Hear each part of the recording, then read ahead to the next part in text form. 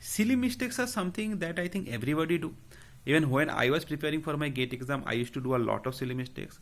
And it's pretty natural. I mean, no one is perfect. We all are human beings and we do error and mistakes. So it's pretty natural to do silly mistakes. But the important thing is whether you are identifying your silly mistakes and rectifying it.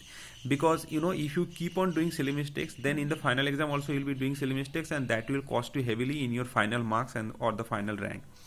Because if you do silly mistakes in a particular question, then not only you lose score for that particular question, you also incur some of the negative marking, and that is a huge difference between you and someone who is doing that particular question correctly. So you understand the impact of silly mistakes for any particular question.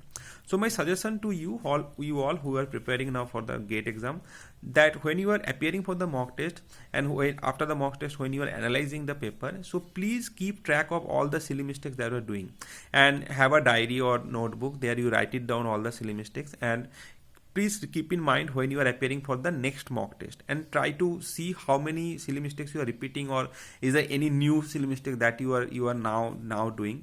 So this is how you have to keep on tracking the silly mistakes and try to rectify them, so that in this whole process for next 2.5 months whatever is remaining, if you keep on doing these things, then eventually your all the silly mistakes will be rectified, and in the final exam you won't be repeating these silly mistakes, and that will be a huge boost for your final score. Because if you don't do the silly mistake, then your final score will be much better than if you commit the silly mistakes. So please keep tracking your silly mistakes and try to rectify them in all the mock tests that you will be giving, and try to minimize them so that you won't repeat them in the final exam.